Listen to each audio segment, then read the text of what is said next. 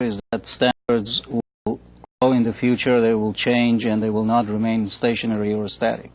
That is correct.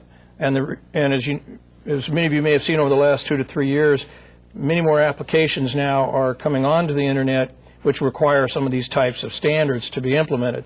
So it's an ongoing process for the various standards committees like the International Standards Organization and so on, in terms of working out how these will be implemented so that all of the different countries involved worldwide will be able to participate and they'll all have a method by which they can do so. Thank you. And we go to Brazil, in Rio Grande do Sul, for our next question, please. Good morning. Our question is, what is the global Superhighway impact on distance education considering developed and developing countries, talking economical and technological terms? Dr. Mahmoudi, would you like to take that question? Well, I think that still, of course, we have not talked about the services the satellite and telecommunication can render distance education, but I'll be glad to just speak a little bit about it. You know, we have to think of the world of the tomorrow because we are actually training or educating our children definitely for a better world and for tomorrow rather than yesterday. And we have to employ the means for that kind of education. Unfortunately, most of the educational institutions in the world, especially in the elementary and high school and definitely in the colleges, they are very, very traditional, and it's very difficult for them to change.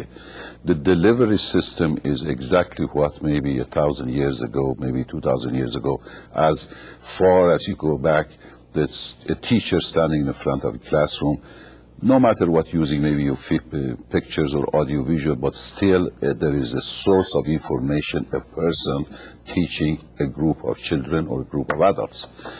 But I think with the new media, we have to think, definitely this is going to be with us and this is going to be utilized, but utilizing the newer media, the satellite, television, cable, internet, computer, exactly in the same way that we were using the traditional method, I think, in my opinion, is wrong. So we have to look into the capabilities of the newer media, and the capabilities are great. Maybe at this session we cannot address this one. This is a long discussion, but definitely the newer media can do a great deal for education and distance education. Thank you for your opinion, Dr. Mahmoudi. And we go back to Lima, Peru, for our next question.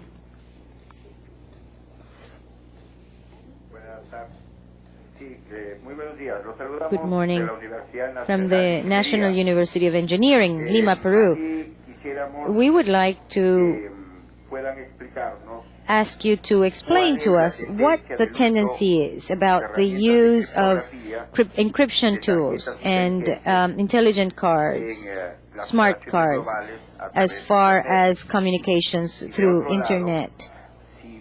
And also whether or not you think that the carriers can really offer turnkey solutions for organizations' operations through the web or the internet.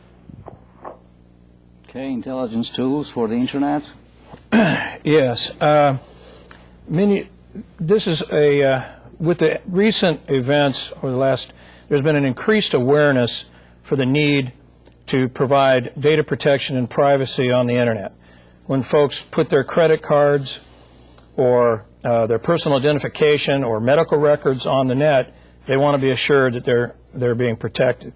There are several ways of doing this. One is that each person can be issued a digital certificate that is in effect their protected identification in cyberspace. These types of certificates can then be used for things integrated with smart card technology so that you could have, in effect, an electronic library card. You could have an electronic student identification card. And it's very important that this information be encrypted. One of the websites that you can go to get a lot of information on encryption is through RSA, which develops the standards for both public and private key encryption, certainly in the United States, and They work on the standards for both the 40-bit public key and the 128-bit private key. I think you will see over the next year or two, in fact, there was a conference about a month ago in Florida on smart card technology, and there was over 250 vendors that were available, and very large corporations such as Motorola and 3M that were starting to make market entries in this technology. The other part of the question had to do with turnkey solutions being offered by carriers. I think the way to view that is the carriers themselves are not good application system providers. So they're not a complete source for complete outsourcing mechanism for turnkey solutions. However, I think that what we need to be able to do is that systems integrators, such as large companies like SAIC and so on, will work partnership arrangements with these carriers, and together they will provide a turnkey application solution. The carriers themselves will not be able to do that on their own very well. Okay. And we go back to Sinaloa, Mexico for our next question. Please go ahead.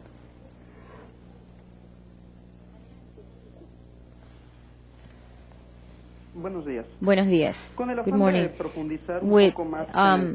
We want to go a little more in depth on this topic. According to the new advances and progress on the Internet, what would be the minimal requirements in time and form as far as equipment and human resources in order to develop the new websites specifically for education? Resources necessary for education development? Right.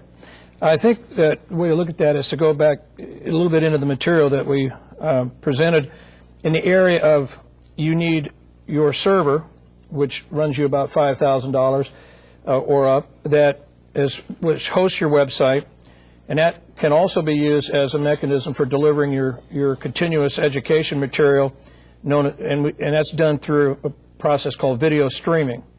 And then you would select your course material or the course you want to take, and you would click on that, and it would stream the video to your desktop. For the client side, you will need faster processors in the 400 to 500 megahertz range with a lot more RAM, roughly 64 to 128 megs of RAM, in order to receive that type of information in a reasonable fashion. Also in your infrastructure, when you move toward multimedia, that you will need higher bandwidth connectivity to the Internet, at least at T1 or greater speeds. Okay, our next question is from Panama. Please go ahead.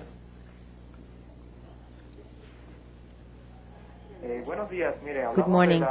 We are calling from the Technological University of Panama in Panama, and this is our question.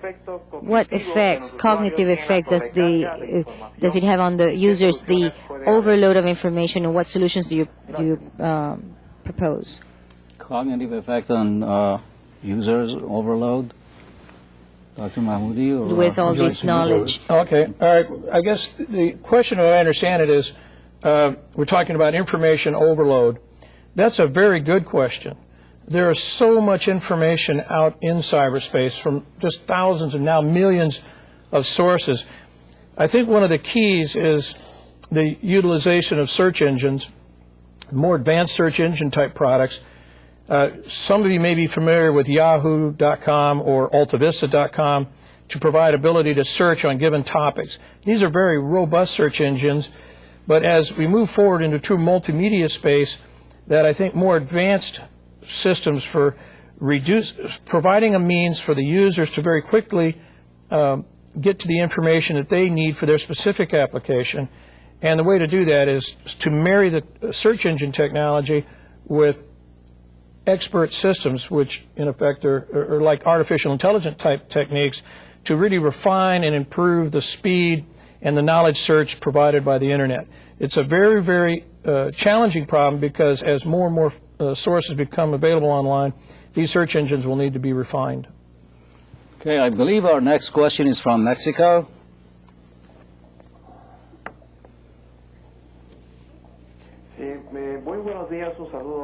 Greetings to all the panelists. Thank you very much. We're calling from the University of Sonora, Mexico. Obviously, the field of action of the global mobile goes beyond the national boundaries. And the question is, are there any initiatives or any proposals already in the organizations of the international treaties like OMC and European Union to prevent these violations or national or international violations of using these systems? Any international organizations or any international treaties on these standards? Not that I'm aware of. But Well, on the internet, I don't know, but on the satellite, of course, there are, because you have the regional organizations, like, for example, in the North and South America. Of course, we have now the broadcasters organization. Of course, in the South America, definitely all the radio, television, and satellites, there is a union, as we call it, an organization of coordination. In Europe, we call it the EBU, European Broadcasting Union. The same thing actually is in Asia, Asia Broadcasting Union. Through these unions, in which all the commercial and the governmental or public organization, I mean broadcasting organization, are a member, so the coordination for these technicalities or abuses of the airwaves, if you will, actually is referred to, and then if there's any technical matter must be taken care of, ITU, which is an international telecommunication union, they are in charge of that part of it. But if you are talking about the content which comes over the satellite, this is very much exactly like the radio and television stations, because some, they choose actually to abuse maybe the system. There are, of course, sanctions, there are punishments, but all of them are not done. Fortunately, in the Northern America, Canada, I have not seen much of those. But in Europe and Middle East, the satellite actually is very much abused. Even the pornography, which is not allowed here, you can see that. Even the countries originated, you can see that one because of the commercial uses. And this is unfortunate. Thank you. And for our next question, we go to Puebla, Mexico. Bueno, Adelante. buenos días. My question is the following. I am talking from the University of Tecamachalco, Mexico. When you buy an equipment or we acquire a computer informational service, you will see we get frustrated because we see that we have already acquired obsolete equipment, and we see that 2 months down the road we have already we can no longer use them. So what do you suggest for this situation? Okay, technology changes very rapidly, and what's the solution to that problem? Well, I think you're bringing up a very important point that relates to the speed of technology change. I think it's important to understand that I'd like to give you the answer you might want to hear on this, but I think the problem will get worse. And that is that the technology and the software products are emerging ever faster. I think the key word is acceleration. I've been in the computer systems business for 30 years, and I think more products have been developed in the last 2 years than in the previous 28. So with acceleration such as this, I think that you are faced with that type of problem. A couple of strategies that can be implemented, an American company, Gateway Technologies, is offering an automatic upgrade type of product where you get the computer and you keep it for a year or two, and then you automatically get to turn it in an upgrade, and you pay like a fixed monthly rate of $20 to $30 US per month, and you're able to constantly upgrade your machines. If you're making capital purchases, you want to be thinking about a strategy of about a 30% replacement. In other words, about every year you replace about 1/3 of your machines, and you place the newer, faster ones in areas that require the speed, and then move the other slower machines to areas that don't require that same type of speed. Okay, are we going to get the question from Cuba? No? All right, very good. Okay, well, thank you for your questions, and let us now move to the second module of our program, an interview with Dr. Kambiz Mahmoudi, focused on the science and application of commercial satellites.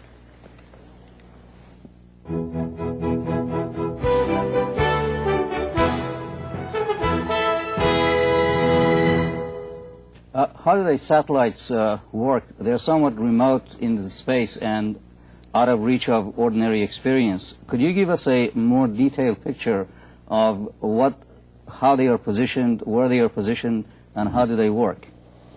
Well, I could say the average altitude of a satellite is about 35,000 kilometers above the Earth, which corresponds to something like 22,000 miles. So they look stationary, and matter of fact they are, because they are rotating or evolving around the Earth in the same speed that the Earth is evolving from west to east.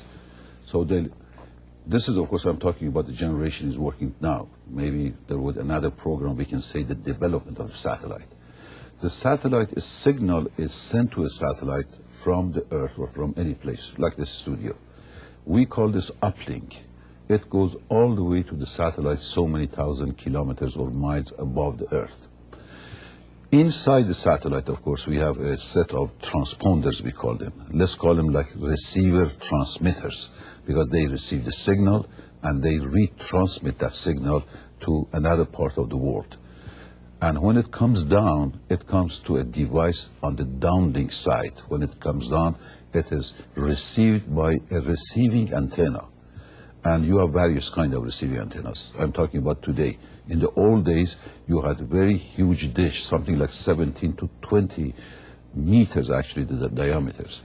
Nowadays, you go to about maybe 26 inches, even less than that, 18 inches I've seen recently. So you are capable of receiving the satellite signal nowadays at home, in your office. You don't have to go through the big broadcasting organization or being capable or enabling yourself to get the signal from the sky in that fashion. But there are various kinds, of course. There are various methodologies, as you call, your educators are talking about it, technically speaking. Nowadays, there are two kinds of receiving antenna or dish. You have seen them in the hotels, you have seen them around the schools, you have seen them in any place that telecommunication in the many European and South American countries. The PTT, the Post and Telegraph and Telephone, are the major source of receiving the signals from the sky. And these signals are for telephone, they are for radio, they are for television. And they are redistributed inside the country or the city. But the receiving antenna, let's forget about those huge big ones. At home you can receive them either through the C-band or KU band.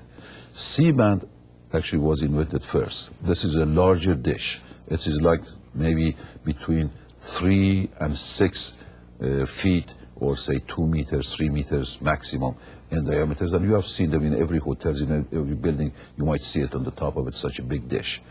But it's a few years now that we have moved to the KU band, which is a much higher frequency band. And over there you need smaller dish. So you can receive more channels, smaller dish. So as it was said in before, the technology is invented, is built, is put into practice, and becomes smaller and smaller and cheaper and cheaper. And nowadays I don't believe that in every country that you can just live without this kind of technology. Right. Maybe we can just discuss it later, that how in Africa, that I've been there a couple of years ago, because the connection between the people, between the offices in Africa is not horizontal, it's vertical. So it goes from one country or one city to the satellite down, rather than going on the face of the globe. Because before, the wiring system, the cable system, was under the ground or under the water. Now we have gone to the sky, and we jump from one spot to another spot, which is cheaper, most reliable, and a better picture. Well, speaking of other countries, the United States has played a leading role in deployment of communication satellites in recent years. Which other countries have been involved in satellite technology? Well, it began with the United States in the early 60s, because after the Russians, of course, that was the Soviet Union at that time, they launched their first Sputniks. The United States, actually, they became very, very busy in this matter, and they were the first that they launched the early birds, which they could transmit and receive about 20 minutes of television pictures. And radio and television, and the radio and telephone calls actually were made through it. And Americans, what I mean United States, they had the lead until maybe early 80s. Now the great companies, or if you say the number of the satellites, the number of the launches, doesn't belong to the United States anymore.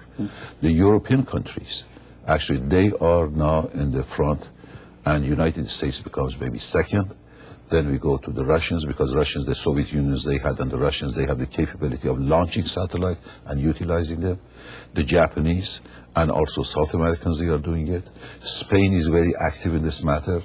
The telecoms of the European countries, if you go, you cannot, believe me, if you have not been in Europe in the past 2 years, you go and you see that the new developments. So United States is not the leader in this world anymore, although there's a big cooperation between all these companies. Now, you mentioned the commercial use of satellites. Is satellite communication a viable commercial enterprise? It is. At the beginning, the commercial launch, because it was so expensive in the United States, it was the government and 3 or 4 private companies. In the Soviet Union, who were pioneers in the satellite, early satellites, they were totally governmental. But nowadays, this is shared between the governments, the public, I could say that, and also the private sector.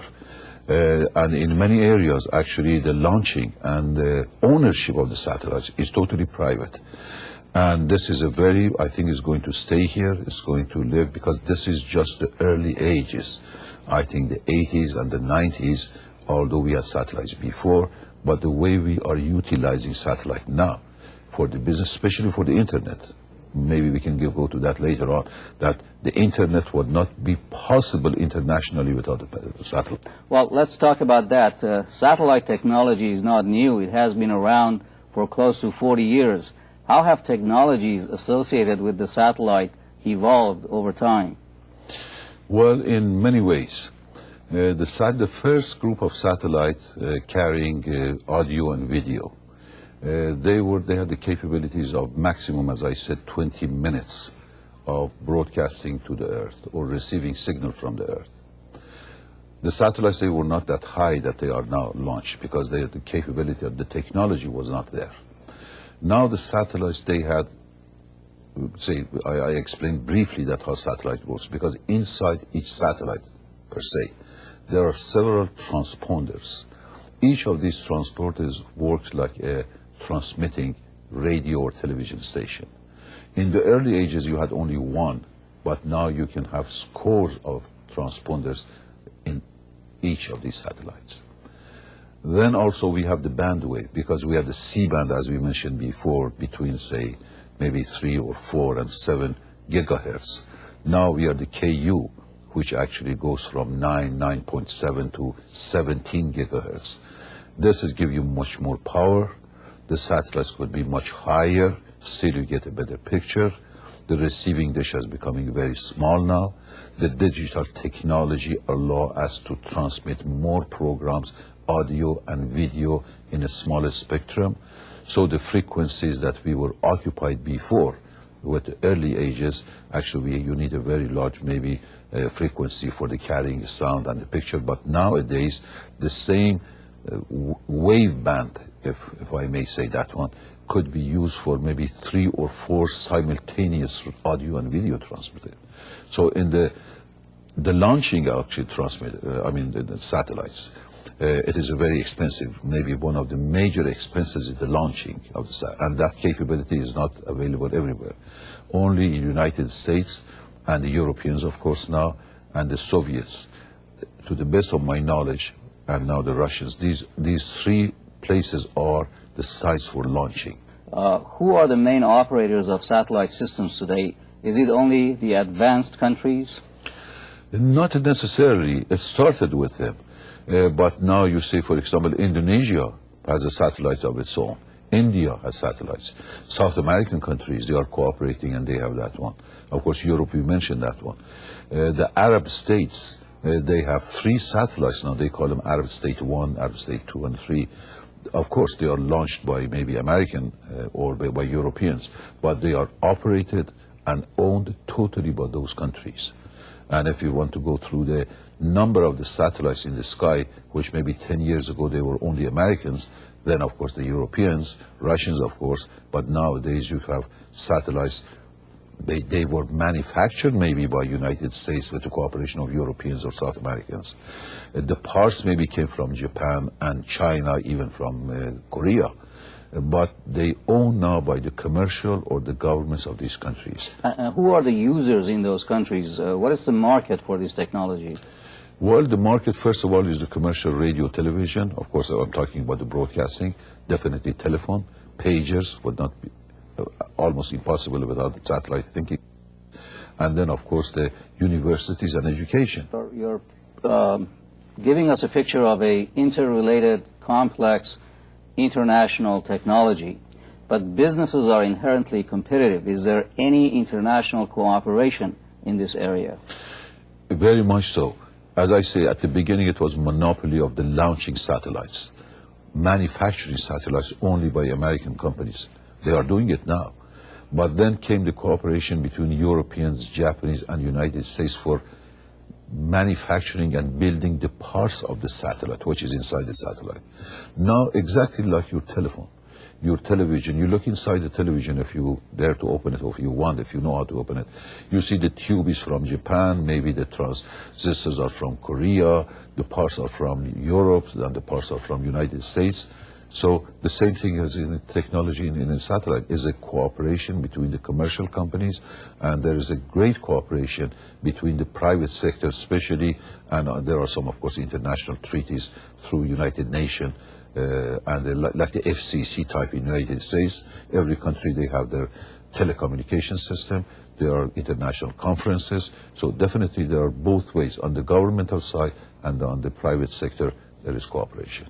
Like Dr. Mahmoudi, you mentioned about how telecommunication satellites evolved and how they are used now.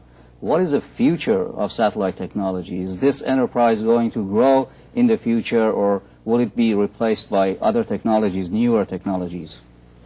Well, always prediction, of course, both in science and in the politics is difficult to say, but maybe in the science is more reliable, so some sort of prediction. I think the satellites are going to be here for a long, long time. As today, maybe some, I say that 40 years after, 35 years after the first launch of satellite, if somebody examined the Sputnik of Soviet Union or the early bird of United States with the present today's satellites of the also of course companies that are doing this one, Intelsat system, which is a very complicated and one of the best system. Then you have the Pan American system, you have the Galaxy system. Comparing these one to the early one, you see that how much we have come, and definitely in the future there will be more advances, there will be more inventions, there will be changes in the satellite, but the space is going to be used regardless of what you call it. Maybe 10 years from now we don't call it satellite, we call it something else. But the technology in this area I'm talking about, telecommunication, from the terrestrial and from the earth side, from the ground side, has gone to the sky and the space, because that is cheaper, more reliable, and I think that's going to be with us for a long, long time. So telecommunication satellites are going to be used in the future, and you refer to their use in education and training. Could you tell us more about the application of telecommunication satellites in training and education? Do you see satellites continuing to play a major role in this area? You know, satellites, as you know better, of course, you are an educator yourself, the audio, visual, radio, television, satellite, these are all the vehicles of delivery. We are utilizing these systems. I say that today we have the magnificent systems, vehicles, means of transporting our ideas from one corner of the world to another part. So this is available. How much educators are going to use that one? Because when I go to these telecommunication conferences, radio, television conferences, this is always, they say that educators are the most conservative people utilizing these new means. And being myself an educator, an old educator, then moved into telecommunication, I think there is a sort of, I'm not saying that there is no interest, there is an interest, but I don't know why educators, the distance education, must utilize this one. This new sending packages of books to the people, to the pupils or to the students, fine. Sending recorded tapes is fine, but you can have simultaneous, immediate reaction, interaction, feedback, talking to your students back and forth in a very, very near future, you can see your students and they can see you both. And the immediacy of telecommunication satellites, that adds an added value to other media. Exactly, and the interactive part of it is very important, definitely. Could you elaborate a little bit on the interactive part? Well, the interactive part, of course, what we say that in the old days, the traditional educators, they say that was the best communication system was the face-to-face. A teacher facing the students, letting students asking questions. But the problem mainly was that the student doesn't know what questions they have. Because if somebody can pose a good question, there's 90% sure that he knows or she knows the answer. So, but when you are doing distance education, if you are doing it from a remote area, you don't see your students. Maybe you hear from them, maybe you get their writings. But nowadays with this interactive, but having immediacy and having the students, for example, in the Republic of Georgia, I'm not talking about the state of Georgia, or Russian Georgia, I mean, or just talking to Brazil, or from here, San Diego, let's get to China. You can have immediate, very, very much immediate reaction. Dr. Kambiz Mahmoudi,